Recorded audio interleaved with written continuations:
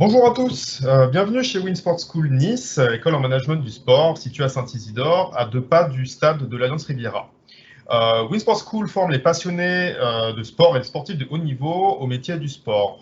Aujourd'hui, nous allons aborder donc une thématique bien précise, celle des métiers du sport. Donc voici la problématique. Quelles sont les perspectives de métier après un bachelor en management du sport chez Winsport School Nice? Donc, tout d'abord, je vais vous présenter qui je suis. Donc, je suis conseiller en formation. Mon nom est Christophe Rosenthal. Au niveau de mon parcours, donc j'ai effectué donc un bac ES donc à Royan dans le 17. Ensuite, je suis parti, j'ai fait un DUT technique de commercialisation. J'ai eu mon bachelor management du sport en 2016. Puis, je suis monté donc sur Paris pour le master en management du sport. Au niveau de mes expériences professionnelles, donc j'ai eu la chance de travailler pour de grands groupes tels que Intersport et Decathlon en tant que conseiller de vente. Également pour Soccer 5 en tant que commercial, les 24 heures du Mans qui a été le stage de mes rêves en tant qu'assistant responsable marketing et commercial. Puis donc pour mon alternance au sein de Kia Motors France en tant qu'apprenti digital. Et après mon master, donc, je suis parti à l'étranger, notamment à Londres, en Angleterre, pour travailler chez Lagardère Sport et Entertainment UK, qui maintenant s'appelle Agence Sport 5. J'ai commencé donc au mois de novembre dernier mon poste en tant que conseiller en formation chez Winsport School Nice. Au niveau de mes missions, ma mission principale, c'est de développer la marque Win sur Nice, également donc d'aider les étudiants dans leur choix d'orientation. C'est moi donc qui m'occupe également des entretiens d'admission. Donc c'est avec moi que les élèves souhaitant venir à Winsport School passent les tests et les entretiens de motivation. Je les aide à la recherche de stages et d'alternance le moment venu, et surtout j'établis un suivi régulier des étudiants, que ce soit à l'école ou en entreprise. Pour me contacter, surtout n'hésitez pas, vous avez mon numéro donc juste en bas, numéro de téléphone, le 06 08 90 03 81, et mon mail donc christophe.rosenthal@cie-formation.com. Donc maintenant, là, on va parler des métiers et surtout des secteurs d'activité dans le sport. La question, où trouver un emploi dans le sport? Donc, vous avez plusieurs choix, notamment vous pouvez travailler dans une fédération, que ce soit par exemple la FIFA pour le football ou la FIA pour le monde de l'automobile. Au sein également d'un club sportif tel que l'OGC Nice. Vous pouvez avoir l'occasion également de travailler pour un média ou un nouveau média tel que c'est quoi ça? également travailler pour l'installation sportive telle que par exemple l'Alliance Riviera, le stade de l'OGC Nice, travailler pour un équipementier tel que Adidas ou alors les magasins de sport comme Decathlon, travailler pour le compte d'un organisateur d'événements comme ASO, qui est l'organisateur du Paris-Dakar, mais également aussi travailler pour des startups sportives comme Running Care. Vous pouvez également travailler pour le compte d'une start-up, mais aussi donc une association ou une municipalité telle que la ville de Nice. Et également, ce qui est en vogue en ce moment, c'est tous les métiers du e-sport, avec l'entreprise Nice Cactus, qui est une entreprise donc, de la région niçoise. Vous pouvez travailler par exemple pour des agences de conseil en communication spécialisée telles que X-Sport Agency sur Nice. Travailler dans le secteur du sport santé chez Fitness Park, donc une salle de fitness. Ou travailler également au sein d'un service sponsoring et partenariat. Alors là, j'ai mis Sport 5 qui ont un service sponsoring dédié. Au niveau donc des métiers du management du sport, vous avez la possibilité de travailler dans différents domaines, que ce soit par exemple l'événementiel. Vous pouvez devenir chef de projet événementiel sportif, chargé de relations publiques et relations presse, chargé de promotion, responsable sponsoring et partenariat, hospitality manager, et comme on a parlé tout à l'heure, donc les métiers du e-sport, qui est très en vogue en ce moment. La partie commerciale, marketing également, qui intègre aussi les métiers de la communication, tels que le community management. Vous pouvez être business developer, trader sportif, directeur marketing communication, responsable médias on et offline, lead développeur, assistant de sportif. Ce qui est intéressant également, quand vous travaillez dans le sport, c'est de travailler pour une structure sportive où vous pouvez être donc gestionnaire d'équipements sportifs, que ce soit par exemple un centre de remise en forme ou une salle de fitness. Vous pouvez être manager de club, stadium manager dans un stade, responsable service des sports, et pour terminer, donc le dernier, travailler au sein d'un équipementier, que ce soit directeur retail sport loisirs, commercial grand compte sportif, représentant d'articles de sport et responsable merchandising. En fait, tous ces métiers sont assez accessibles après un bac+3 management du sport. On va revenir un peu plus en profondeur, un peu plus en détail.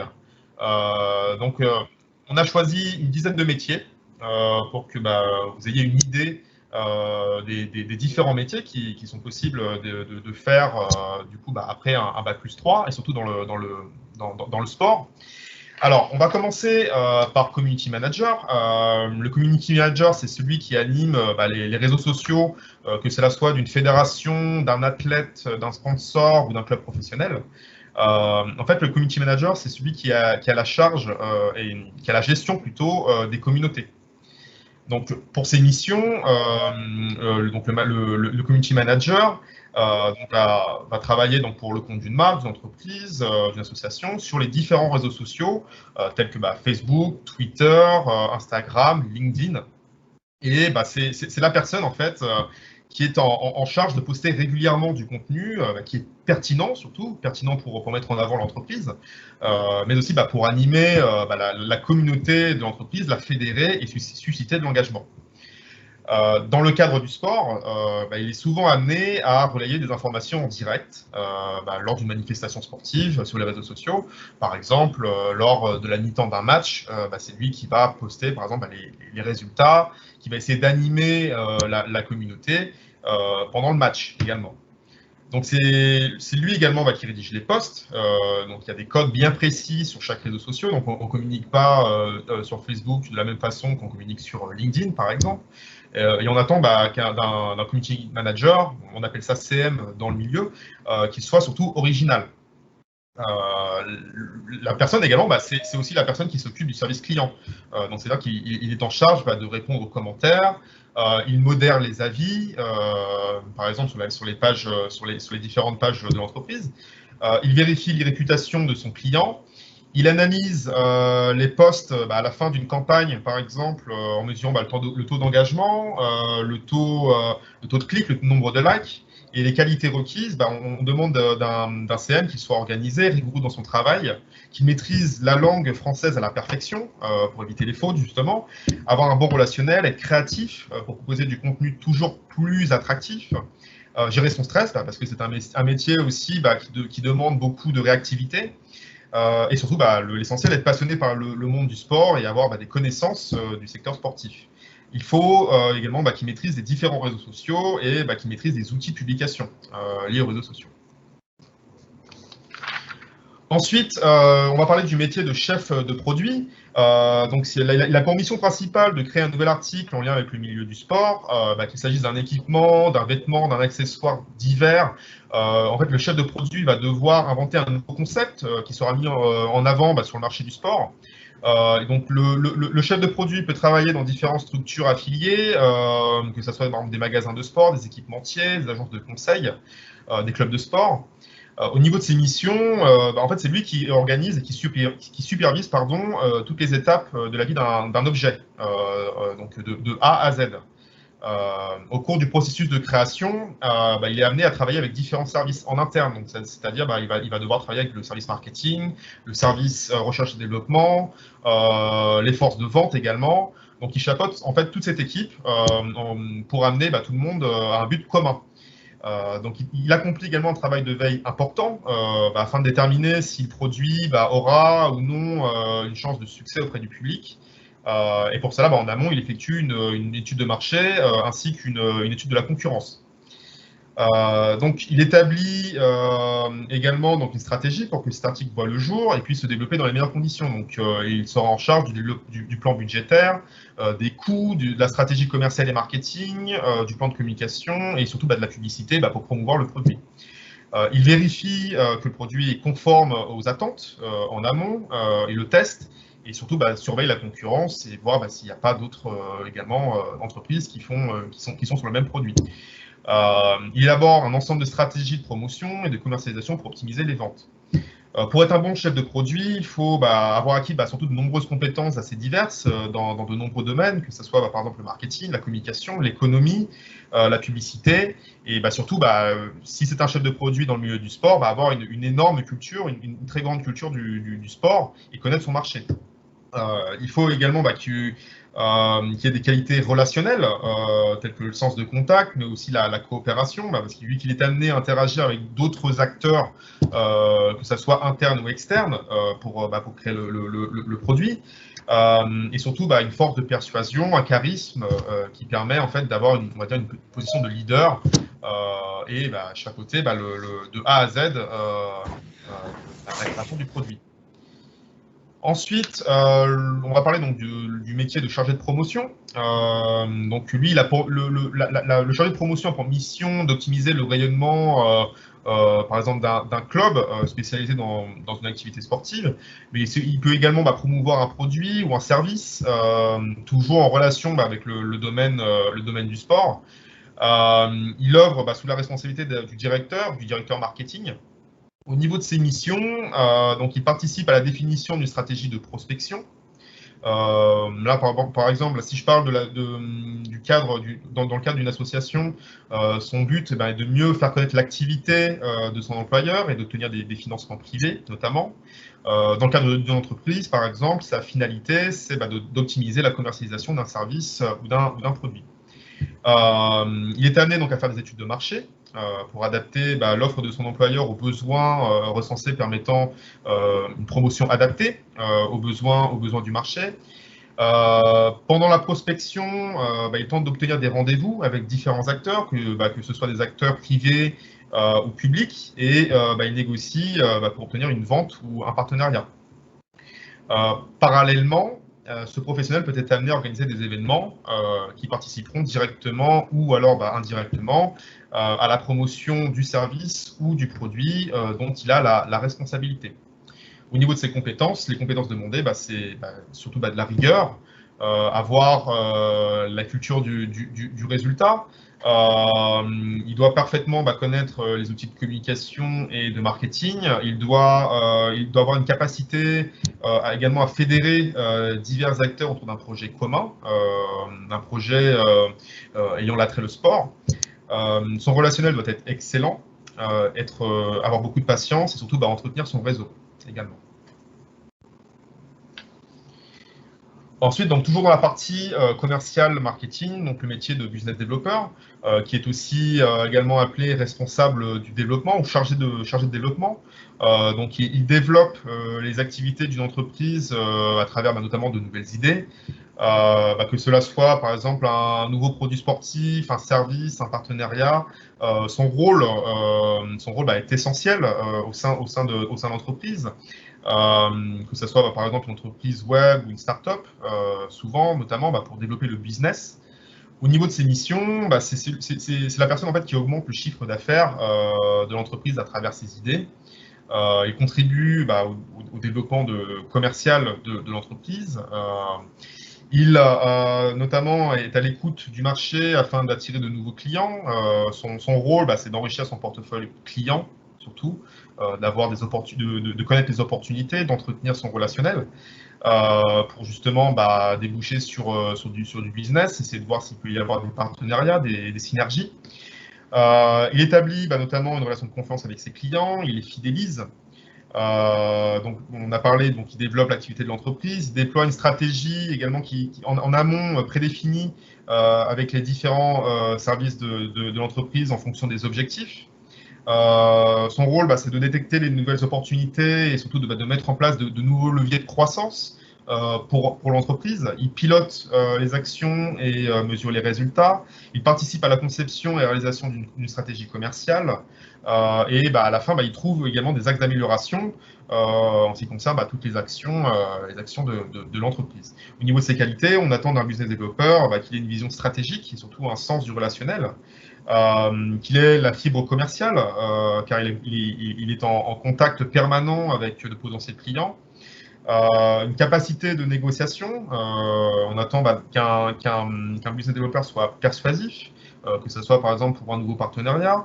Un esprit d'analyse et de synthèse, l'esprit d'équipe, parce qu'on a beau démarcher des clients seuls, mais il y a toute une équipe qui est derrière, donc il faut quand même un esprit d'équipe, que ce soit par exemple avec le pôle communication. Il faut savoir allier les deux, il faut savoir travailler avec certains pôles.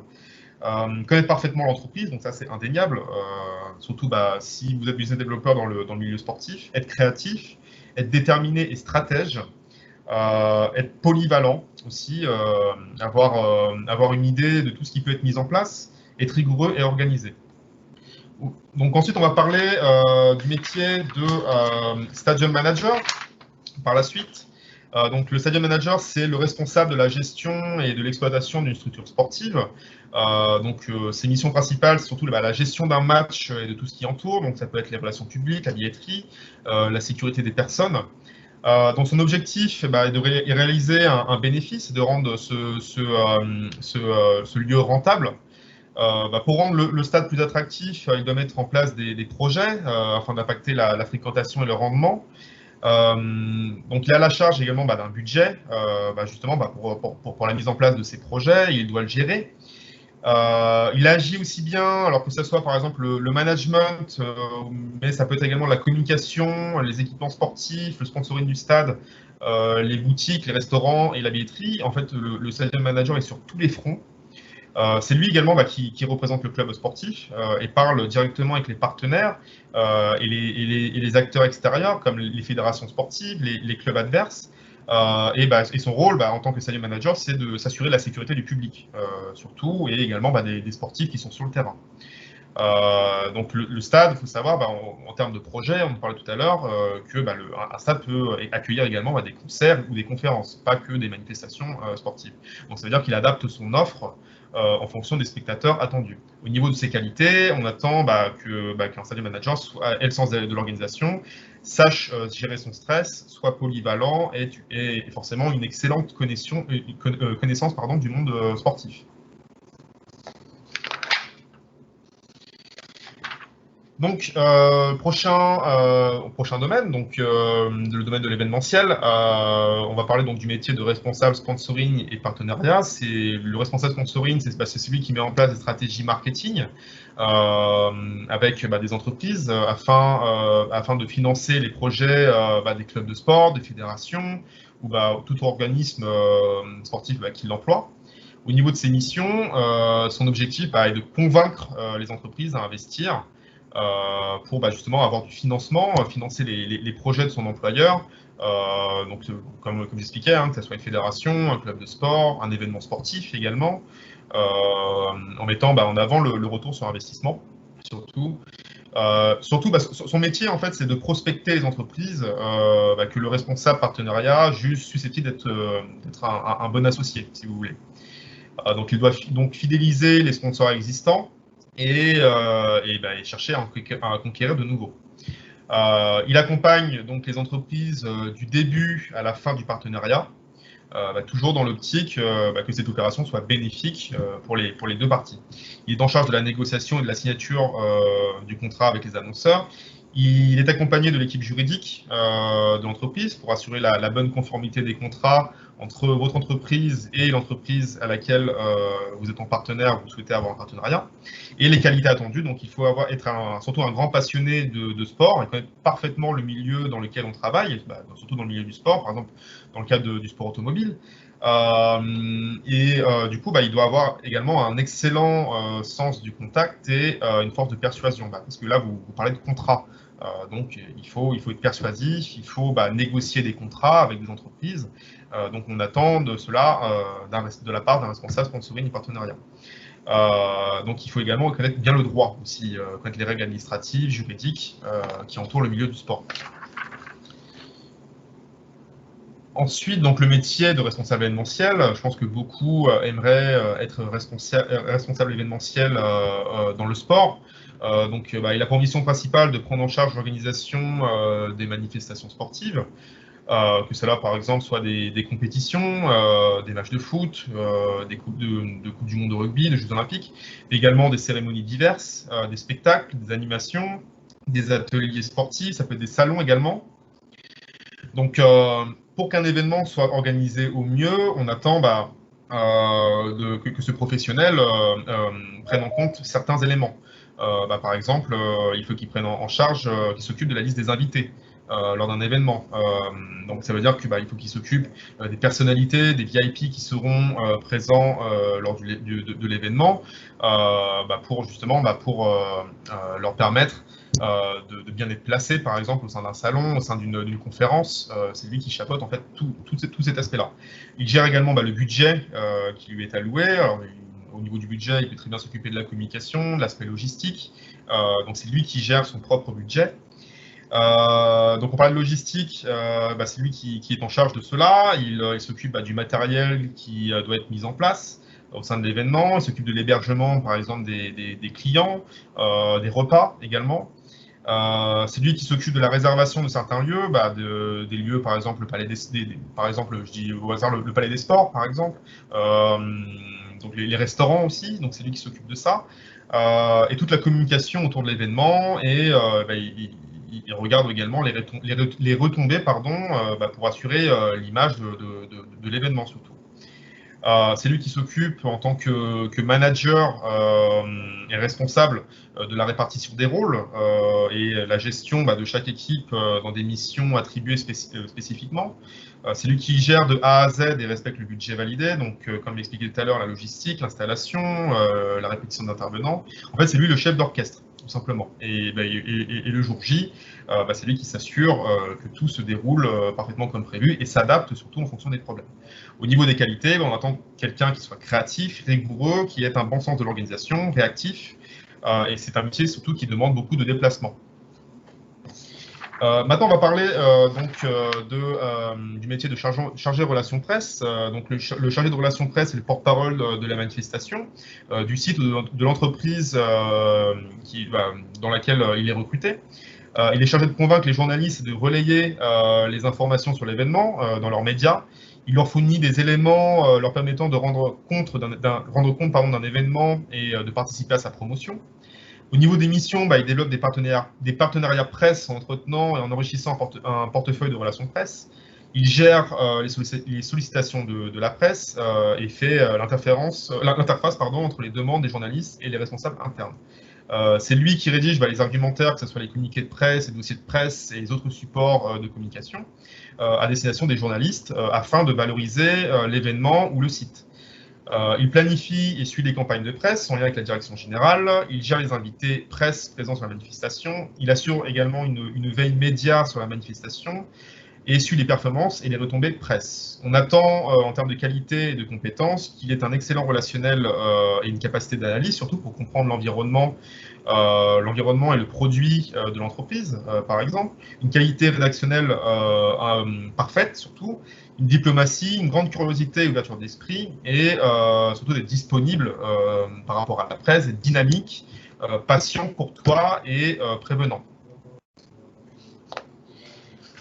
Hospitality Manager, qu'on peut traduire par responsable hospitalité, et a pour mission de commercialiser différents espaces de stades et d'enceintes sportives pour faire vivre en fait une expérience différente aux clients VIP d'événements sportifs. Donc, par exemple, il est en charge des loges au niveau des stades.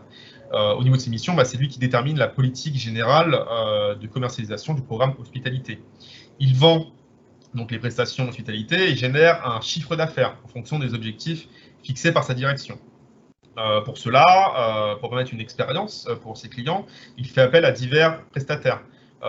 Et en fait, il voit différents prestataires afin de sélectionner le meilleur service, le plus qualitatif, pour s'occuper des VIP. Il assure donc l'accueil des clients sur les événements, il développe des relations commerciales, il entretient un contact permanent avec les clients pour s'assurer et optimiser la relation commerciale. Il recueille après donc, les remarques de la clientèle et les transmet aux services de production et marketing pour améliorer l'offre. Il doit faire le bilan de chaque événement afin d'en tirer des améliorations, hein, tout simplement. Et il a pour but, en tant que manager, d'accompagner et animer une équipe commerciale. Au niveau de ses qualités, donc on attend un grand sens de l'organisation, un sens du service et des responsabilités, une maîtrise impérative de l'anglais. Quand vous travaillez dans un stade, vous avez également affaire à des VIP qui sont de divers pays également. Une capacité à négocier, une grande résistance au stress, parce que vous travaillez également dans l'événementiel également, et de force de proposition. Ensuite, donc, le métier, vous pouvez travailler donc, chez un équipementier ou dans un magasin sportif. Donc, pour le métier de chef de rayon sport, c'est un maillon qui est essentiel de la grande distribution. Le chef de rayon gère et anime avec l'aide de son équipe un rayon spécialisé. Son but, en fait, c'est de générer du trafic et faire progresser le chiffre d'affaires. Concernant ses missions, donc, il s'occupe de plusieurs rayons, tels que, voilà, si vous avez pu le voir, je pense, notamment chez Decathlon ou Intersport, entre autres, que les chefs de rayon s'occupent, par exemple, des rayons textiles, chaussures, du golf, du football, etc. Il a la responsabilité de l'agencement, tout en respectant certaines règles propres au magasin. Il est également le responsable du stock et c'est lui qui enregistre les commandes. Il construit ses objectifs de vente avec le directeur du magasin et contrôle en permanence la rentabilité du rayon. Il travaille en contact de la réception et de la logistique. C'est lui qui s'occupe de la livraison également des produits le matin. Il gère l'organisation du travail de ses collaborateurs. C'est lui qui manage son équipe et qui va par exemple donner l'emploi du temps de chacun. Il est responsable de la formation et de l'animation de son équipe pour les monter en compétences. Et au niveau de ses qualités, donc, on attend qu'il ait une capacité de planification, une polyvalence surtout, s'adapter à chacun et à ses produits. Le goût pour le terrain, forcément, parce que là, vous êtes vraiment sur le terrain, vous avez affaire aux clients. Un sens du leadership, une capacité d'analyse et d'écoute. Enfin, donc pour terminer, le dernier métier, donc responsable merchandising. Le responsable merchandising peut travailler pour une enseigne de distribution ou une marque. Donc, il définit la politique de merchandising à appliquer à la ligne de produits. Il assure également la coordination des autres services de l'entreprise pour tout ce qui concerne vraiment la mise en scène du produit en magasin. Il met en valeur la marque et les produits dont il a la charge dans les points de vente. Il négocie les conditions d'application de politique merchandising et de mise en place des produits en magasin, auprès des chefs de rayon notamment. Il choisit les prestataires extérieurs comme les agences de communication, les architectes et les menuisiers, afin de mettre en valeur les produits et s'assurer de la mise en œuvre du projet. Après l'opération, il fait son reporting, donc ça veut dire que les informations commerciales sont remontées au responsable merchandising de façon régulière. Au niveau des qualités, on attend quelqu'un qui a le sens esthétique, qui sache coordonner un grand nombre d'intervenants, qui sache travailler donc en équipe, faire preuve d'empathie et savoir également imposer ses choix. Et également donc une bonne résistance physique et surtout au stress.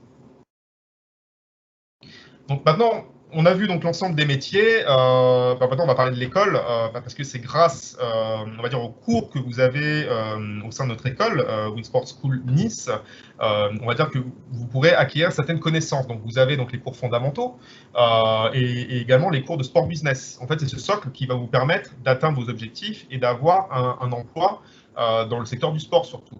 Donc vous avez les cours fondamentaux, donc que ce soit la communication globale, l'économie, le marketing fondamental B2C, l'introduction, on va plutôt sur la découverte, l'introduction au droit, la comptabilité générale, et un dossier donc, qui sera tarant dans semestre 2 pour l'économie. Également des cours de sport business, où là vous allez découvrir donc, les acteurs internationaux du sport, comment marche le modèle sportif français avec les fédérations, les subventions par exemple, parler des différents univers du sport business, les enjeux et perspectives de l'industrie du sport, le sport média et le sport, les enjeux sociétaux. En fait, vous avez donc la partie fondamentale et surtout également les cours de sport business qui vont être très, très intéressants pour vous, justement pour pas améliorer, mais je veux dire continuer voilà, à apprendre en parallèle des cours fondamentaux également tout ce qui va être intéressant, tout ce qui va vous permettre d'avoir un métier dans le sport business.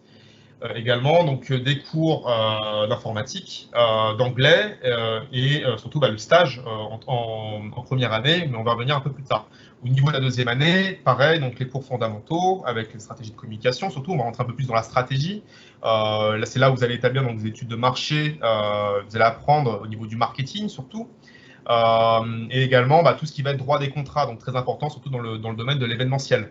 Vous avez donc la partie également réussir son projet d'orientation, où c'est là pour justement l'année d'après, l'alternance, affiner votre projet professionnel, et toujours donc les métiers de sport business. Au niveau de la troisième année, donc là, on était sur les 2 premières années sur la découverte, maintenant on va être sur de l'orientation, avec là, on va mettre l'accent surtout sur l'événementiel sportif et surtout donc les métiers du digital, comprendre comment on va effectuer une stratégie digitale, un plan marketing digital par exemple.